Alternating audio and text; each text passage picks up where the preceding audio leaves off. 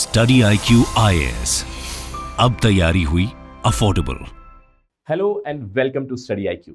I am your friend Rahul Saigaonkar, and today we are having an interaction about UPSC Civil Service Examinations personality test. I'm quite sure that by now you've already deciphered why we are having this interaction. You all know that UPSC Civil Service Examination 2022, its interviews or its personality tests are just around the corner. January end, the interviews are going to begin. If I'm not wrong, from January 30th, 2023, the interviews are starting. So first things first, big congratulations to all the aspirants who have cleared mains 2022 and are appearing for the interview. All the very best, do well. Today's interaction is our initiative, is StudyIQ's initiative for interview guidance program, where we'll be trying to help the aspirants in their preparation of personality test. So what will be our approach here? What are we going to do in this particular discussion? We are going to take up some questions, some current affairs topics, and we are going to talk about how an aspirant is going to build their thoughts, how they are going to express their ideas about that particular question to the UPSC board. That is going to be our understanding here. I'm quite sure that by now you already have certain questions in your mind. The first question, sir, why are you talking about this? See, I already introduced myself. My name is Rahul Saigaonkar. I'm a faculty with StudyIQ, and I have experience of 3 UPSC interviews. I have appeared before the board 3 times. So I'll be talking about my experience a little here so that you get certain ideas for your own preparation. Right? There's a great saying that why commit new mistakes? There is a saying that life is very short for committing new mistakes. It's better to learn from others' mistakes, isn't it? Right. Apart from that, another question would be there in your mind. You're already reckoning that, so the questions that you are going to discuss, what is the probability of them asking in the interview, or will the board ask that? I would say that the probability is from 0 to 100 because nobody can guess it, right? But these questions are from current affairs, and our intention here, or I would say my intention here, is not to tell you that these questions are going to appear.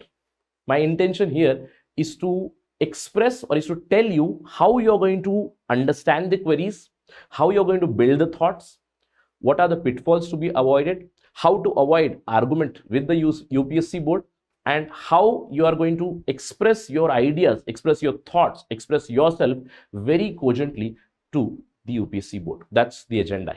I hope it's clear, right? Let us begin. Now, before we enter into the question round itself, there are certain things that I want to share with you about personality test, right?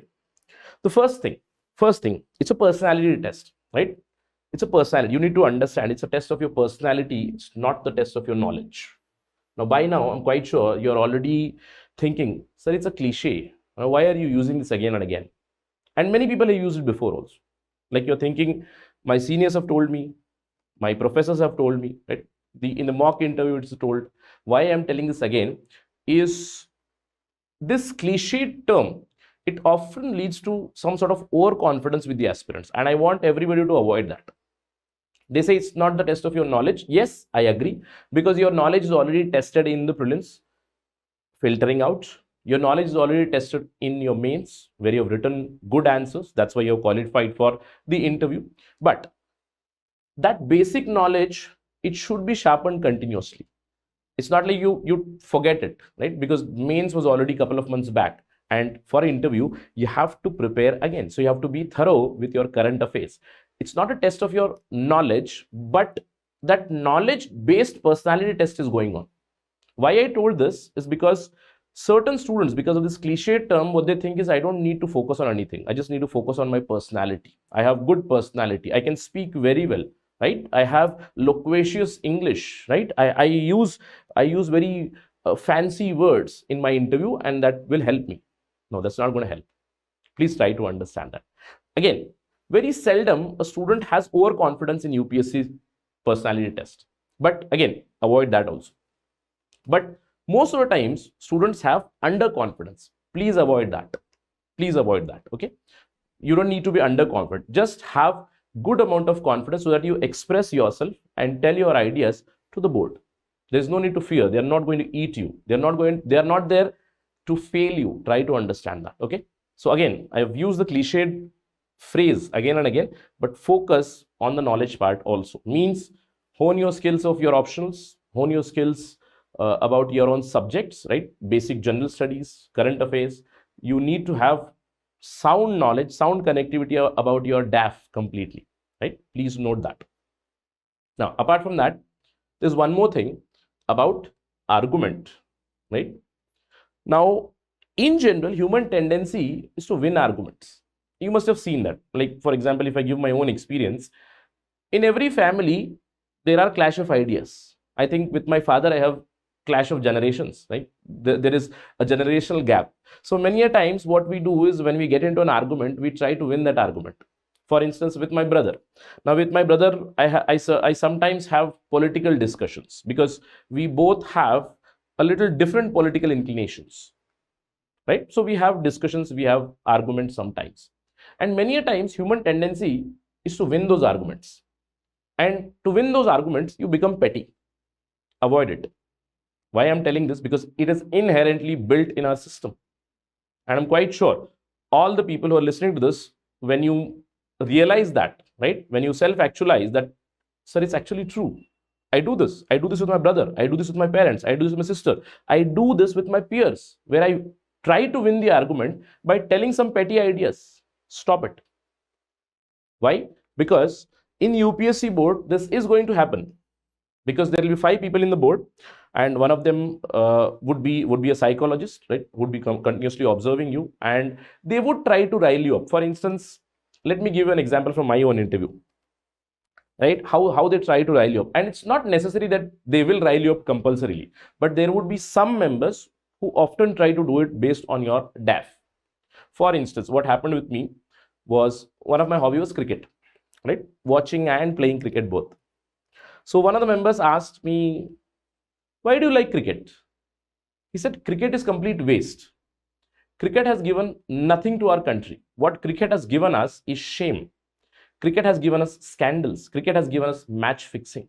Why do you follow it? Why don't you follow other sports? It is because of people like you that other sports are not encouraged.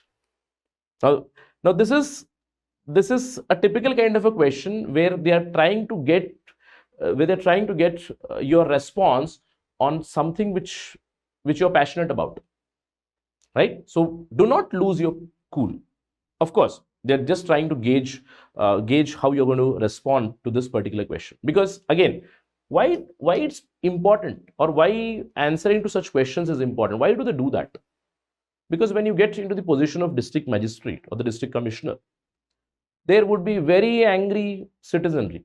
Angry citizenry would come, right? Angry citizens coming and saying that we do not have roads. Angry citizens coming that we do not have water. Angry citizens coming and protesting in front of your office, right? Stopping the road, rasta roko, etc. All those things go on. So you have to maintain your demeanor. You have to be very cool. You're not supposed to be argumentative. Yes, of course. What he argued was absolutely right also, right? But he was arguing from his side that it has given scandals. Yes, it has given match fixing. The IPL ruined the test cricket, etc. All those things were right. But there are pros and cons to everything. So maintain your calm, maintain your demeanor. It's very fine. Acknowledge that certain points that have been told or that have been highlighted are very, very true. But on the other side, there are a lot of benefits as well, right? So don't get into that petty argument mode, okay? It doesn't mean you lose the argument also. No, it's not an argument at all, because people tend to get into that vicious cycle there. For instance, I'll give you an example, not my example, but one of my friends who went to the interview, and he was a graduate from IIT, right? So again, very passionate about IIT. So one of the board members asked him, you IIT graduates, and he was not going for personal attack, by the way. He simply said, you IIT graduates, you are supposed to do some research. But what you do is you pass from IIT, you get a high-end job, or you go into IIM and you get into business, etc. What are you doing? A very valid question, isn't it?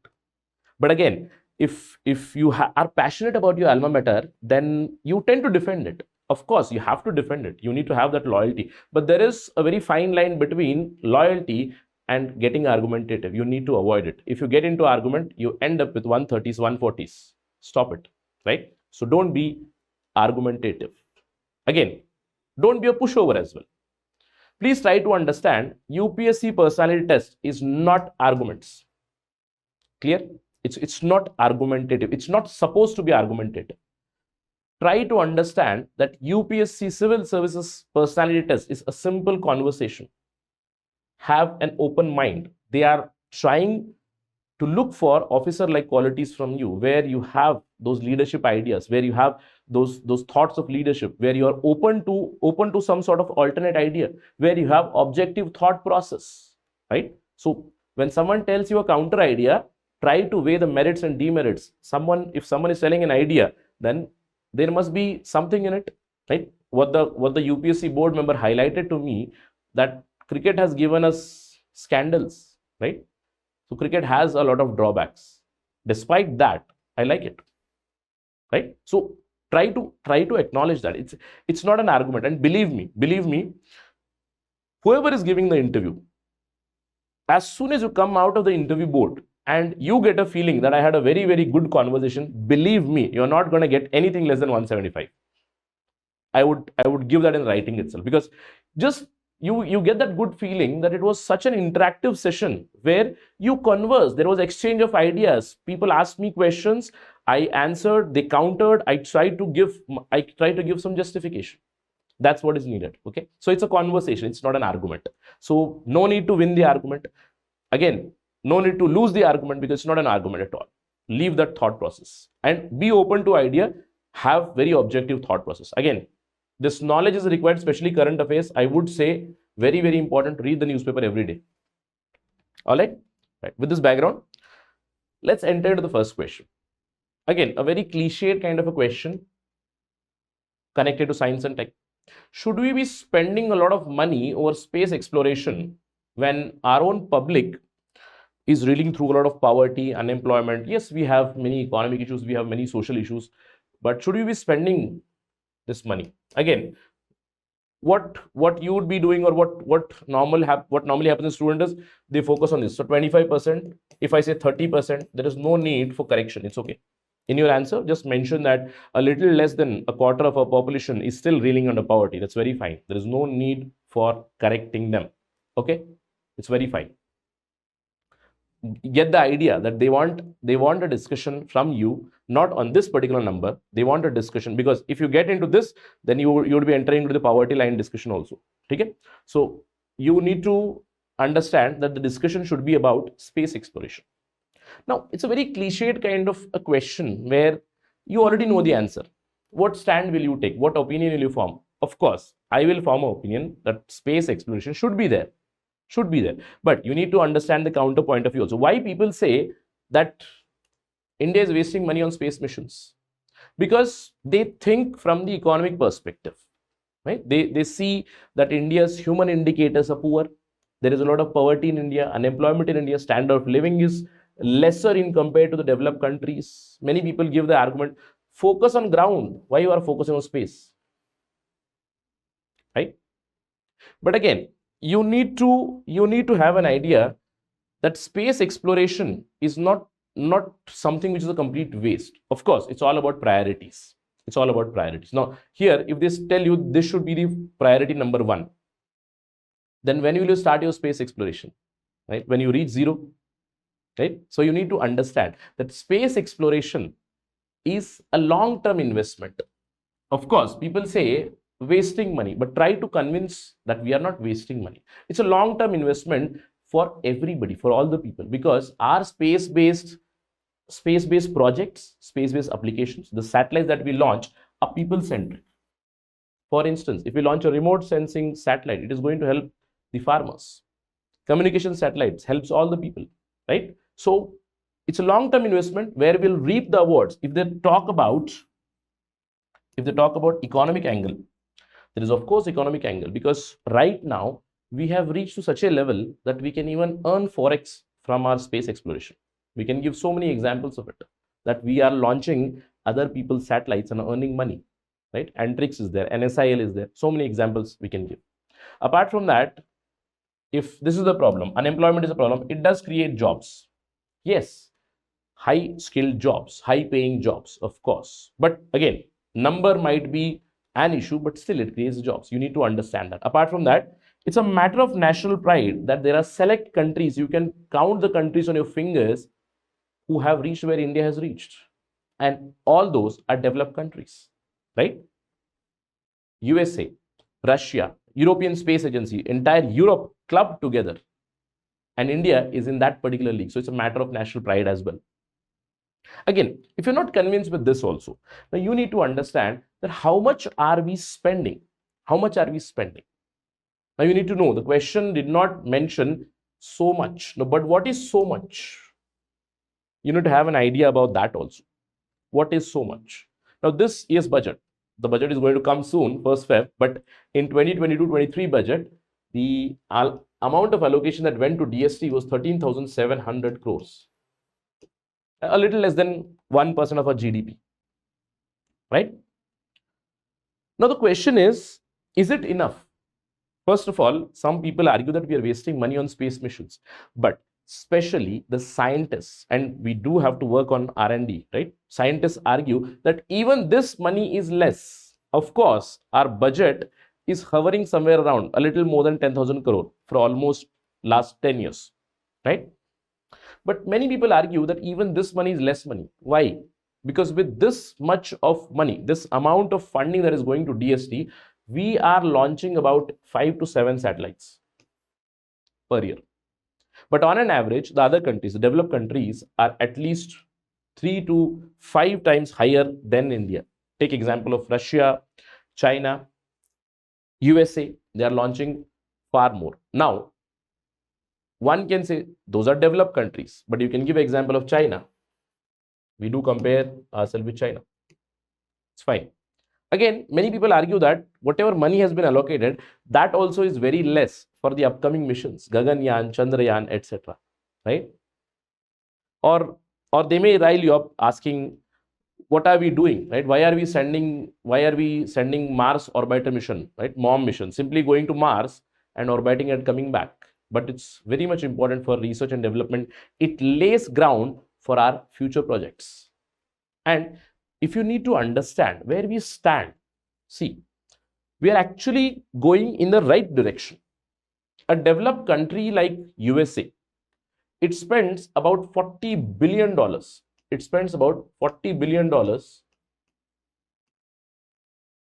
billion yearly, right? But when you look at India's number is somewhere around 1.4, $1.5 billion, our budget. And this number that I'm giving is from 2018. Why?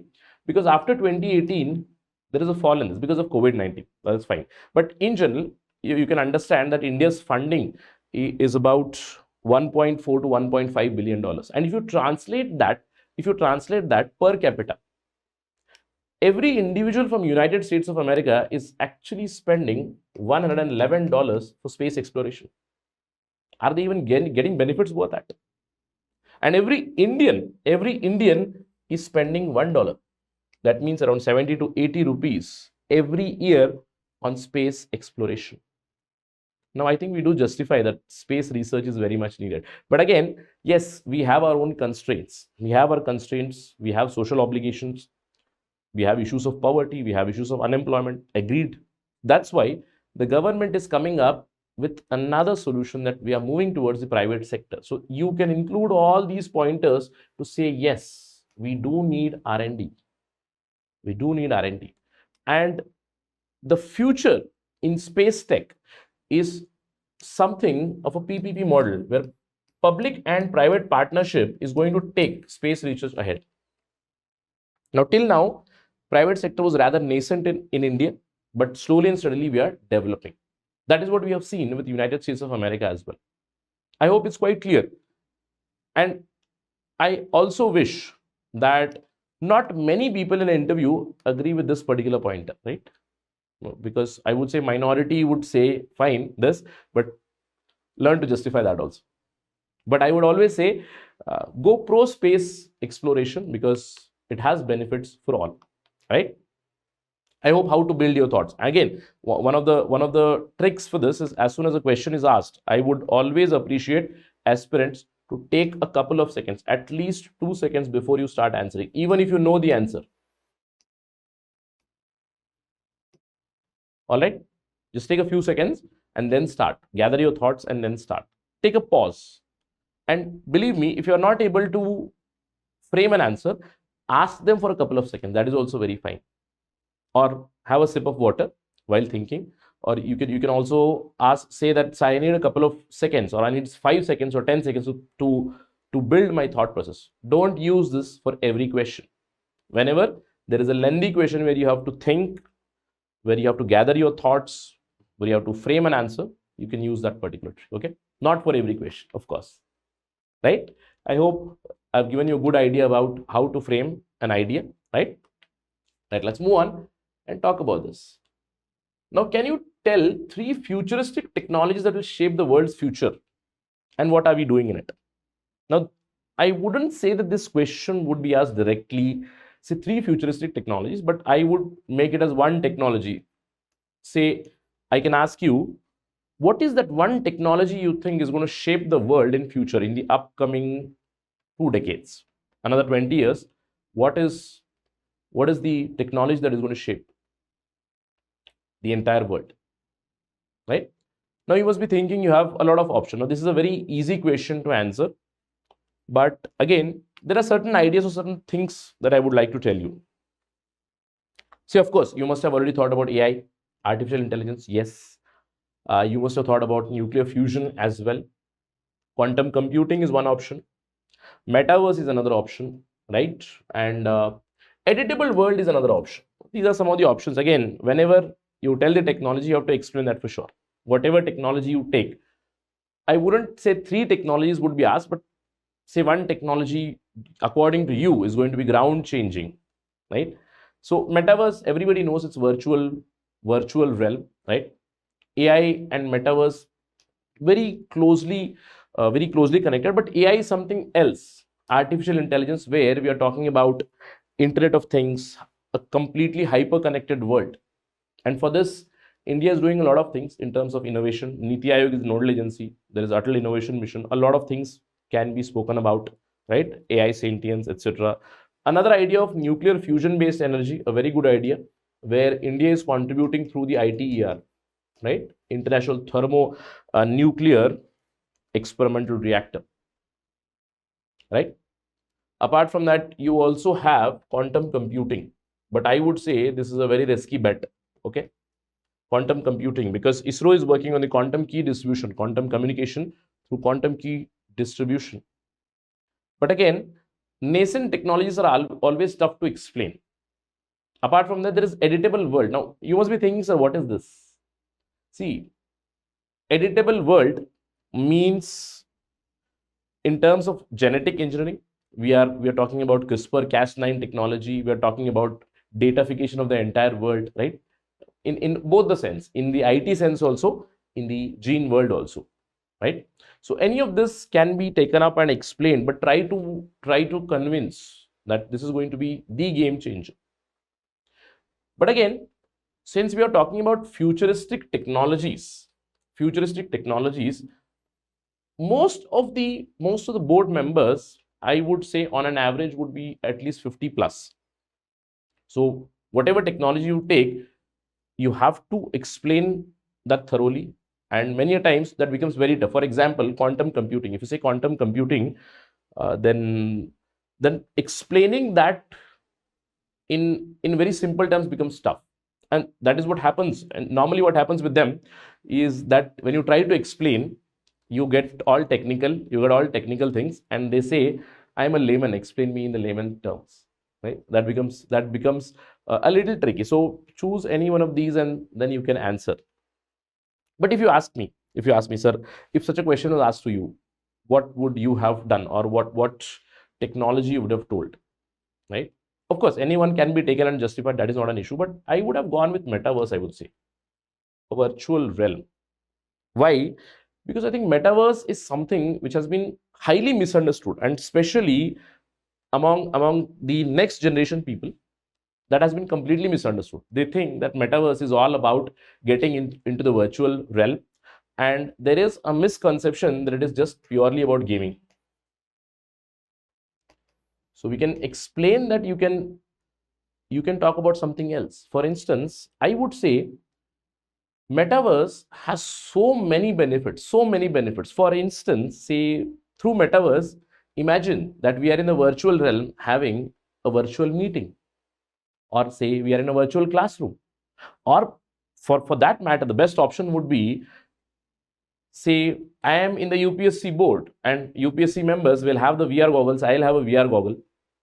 I'll be sitting, say I am from Karnataka and I have to go to Delhi to give the interview. Why? Because during COVID-19, we saw the problems.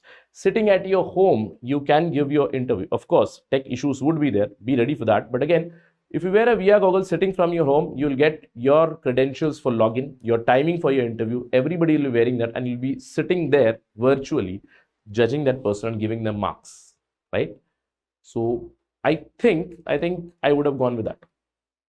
But whatever you wish. But again, remember that take up anything which you can explain it in very, very simple terms. All right. Let's move on. Talk about another question.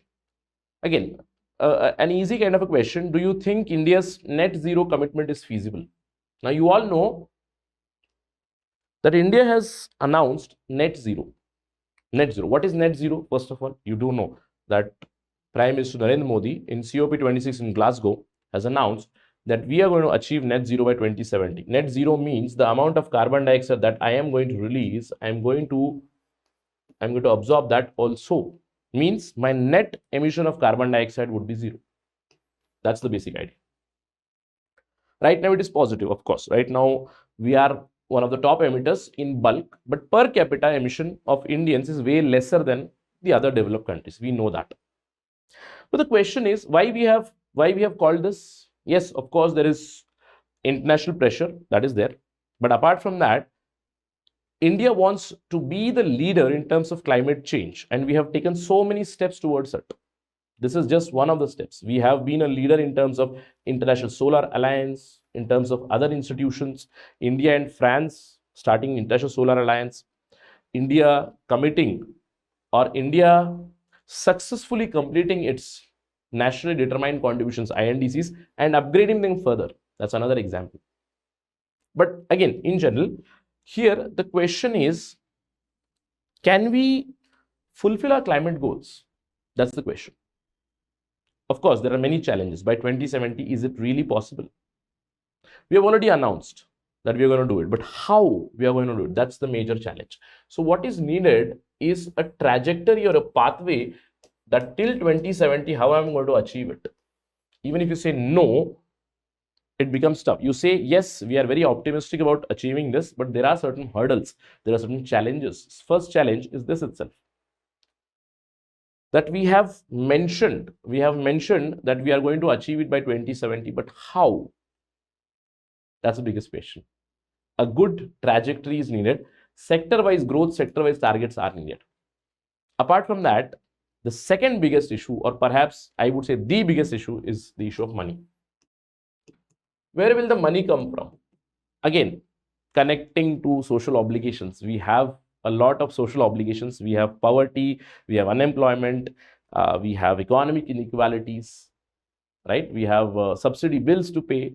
So we need money for all these things. If we want to go clean, we need funding. And how much funding do we need? By 2070, approximately $10 trillion, not billion, it's trillion, $10 trillion. $10 trillion starting today. It's huge. So where will we get the fund from? Again, developed countries are being very tight with the purse. They are not giving what they had promised, $100 billion every year to the developing and the least developed countries. They are not doing it yet. So we need money for that. Apart from that, will turning green, will it hinder my growth? Because I have to make sure that I am an emerging economy. I have to attract investment. If turning green is hampering my growth, then it is going to be really problematic. I have to adjust between my economic goals and my environmental conservation goals. That is going to be very, very tricky for India. But nonetheless, 2070 is long way ahead. Of course, we have 45 years to achieve it. But in the meantime, what we can do is we can bring a lot of clarity with respect to our goals. Especially, say we need to come up with a clear idea of coal to what. Right now, yes, we have a big push towards the solar energy. But we are also pushing the wind-based energy, geothermal energy, nuclear technology, nuclear energy. We need to segregate more than 50%, I would say 55% of our energy requirement come from coal. How are you going to divide it? Coal to what exactly? Because we need a replacement, isn't it? Apart from that, yes, electrification from roots or grassroots is something that we can achieve. Again, pushing solar here, a very good thing. That grassroots green electrification is one of the solutions. Apart from that, clear-cut sectoral goals are something that we might expect in future also, and you might suggest that. Plus, targets for polluting industries, especially I would say the industries and the energy sector which are heavily polluting, they need to have stiffer targets. Again, within the bounds of the third parameter that I said. So these are some of the challenges, but don't be very disillusioned with our promises. We might achieve it. Yes, the road is tough, but I think the beginning has been done very well. As I told you, whatever NDCs we have achieved. In fact, India's strategy has been to under-promise and overachieve. That's a good strategy, I would say. That is why we have gone for 2070, not 2050, not 2060, 2070, just to be on safer side. We might achieve that even by 2050, 2060, if there is a technological breakthrough in near future, right? Say hydrogen-based energy, other clean energy technologies, we might achieve. That's why India's strategy has been to under-promise, overachieve. There is a probability that we might achieve it. All right? Right. Right. Let's talk about next question. Again, a very interesting and a tricky question. In fact, this is going to be the last question for our discussion. Stubble burning in Punjab. Stubble burning in Punjab. Now, this is a very tricky question. Why? Because, again, it may be asked, may not be asked, but it is connected to administration itself. Because stubble burning in Punjab, it creates huge problems in Delhi. That is why the question asks, is it just problem in Delhi, or is it just problem in Punjab connected to Delhi, or is it also problems to other paddy growing regions in northern India? Yes, of course, the problem is also connected with Uttar Pradesh, the problem is connected with Haryana, but the biggest chunk of stubble burning comes from Punjab. So what is this issue? Why is this issue so tricky? You need to understand. Or what kind of solutions will you bring?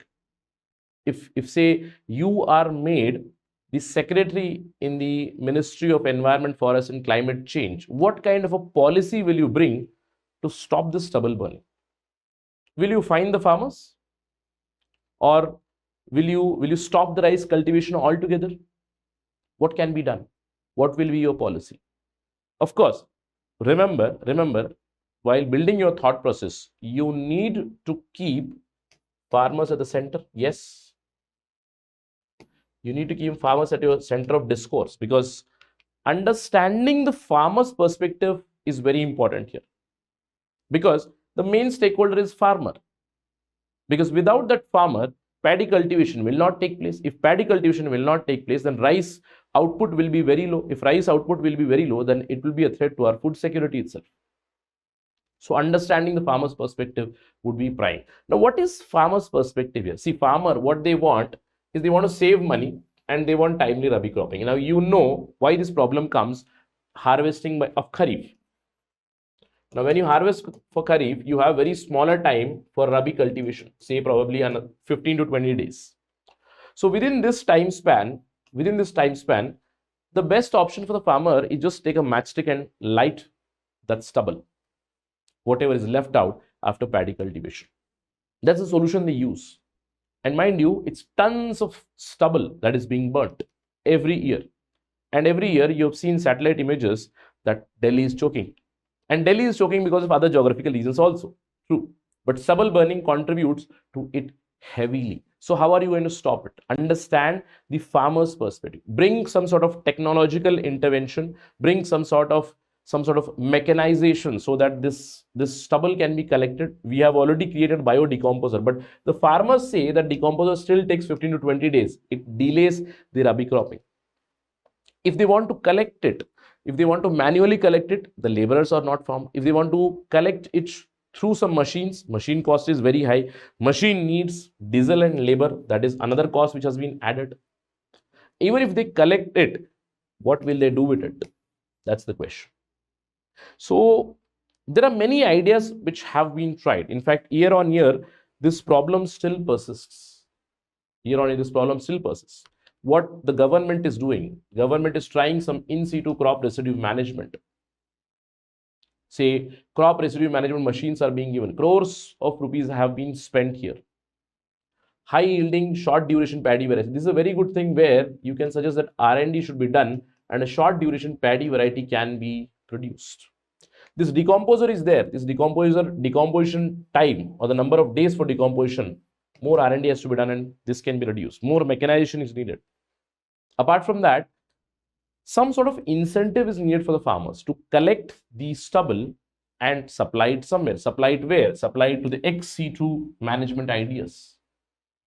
But again, these are just ideas that you can provide. But on the ground, the situation is very tough every year. Because ultimately, any solution that has to come with the cooperation of farmers. See, this time, Punjab government even tried to find the farmers. But finding the farmers also did not work. Right? So any solution that has to come from the farmers, come with consensus from the farmers, then only that will work. And ultimately, the answer to this question would be that farmers have to be made aware that because of their simple job of lighting a matchstick on the stubble, it's creating problems to crores of people on the other side. Once they understand, apart from that, once the farmers are incentivized, then things might change and perhaps it will take another 5 years, maybe a decade. But do come up with some good ideas, right?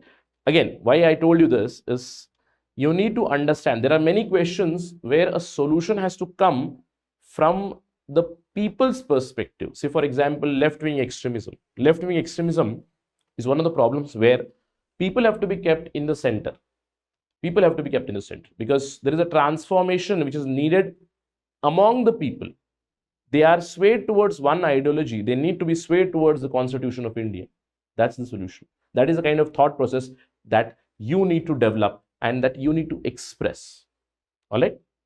So I hope through this particular session, I have helped you in building that thought process. It's not exactly the questions that are important. It's not exactly the question, right? How is this going to happen, or are we achieving this or not? Because there is no yes and no answer to this. These questions are more opinion based, and I want you to build your opinion and justify that. And when I say justify through facts, justify through ideas, not through voice or not through some sort of petty arguments. Okay. Yes, your arguments have to be sound, through sound arguments, right? Sound arguments. Okay. Clear? Right. So that is it in this particular session. All right. Again, we will have another session of this if possible, but all the very best for your interviews.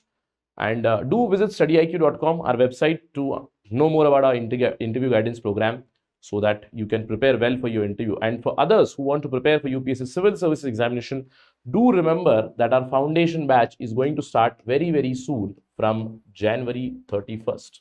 Just go to our website, StudyIQ.com, where you'll get all the details about our foundation courses. And remember, for maximum discount, do use the code Rahul Live.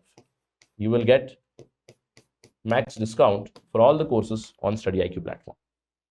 Right. Thank you for watching this video. All the best again for your interviews. Jai Hind. StudyIQ IAS. अब तैयारी हुई affordable.